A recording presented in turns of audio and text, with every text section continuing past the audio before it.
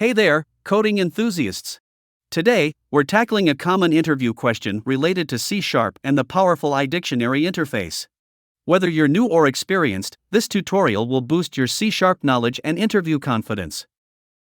In interviews, you can expect questions similar to this one. Imagine you have a list of financial transactions represented by a journal class, each containing an account name and an amount. Some of the account names might be duplicated.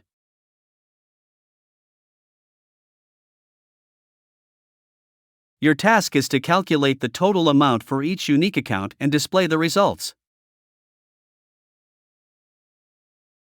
First, we create a class called Journal which has two properties: an account and an amount. We're going to use this to record all our transactions. Next, we gather all our entries and put them in a list. But we want to do more than just collect them. We want to figure out the total amount of money for each type of account. Here's where the magic happens. We're going to use a dictionary. It's like a magic box that can store pairs of things. One thing is the key, and the other is the value. In our case, the account name, expense, revenue, is the key, and the total amount of money is the value. We then go through each entry in our list using for each loop. For each entry, we check if we've already started counting money for that type of account.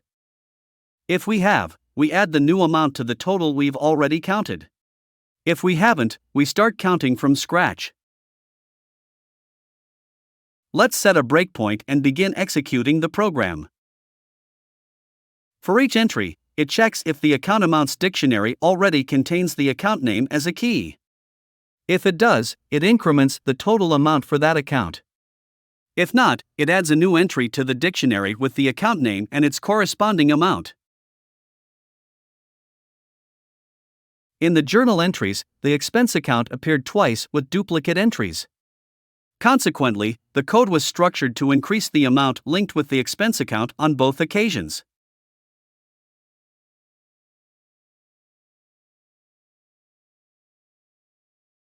Finally, we've got another loop that goes through our magic dictionary. This time, we're showing off the total amounts we calculated earlier. We print out the account name and how much money we've got for that account. By the time you're done, you'll have learned how to manage and process data in a smart way. You'll be ready to tackle similar challenges in coding interviews and real-life projects. Don't forget to hit the like button if you found this content helpful. Make sure to hit that subscribe button and turn on the notification bell. Your support means a lot to us.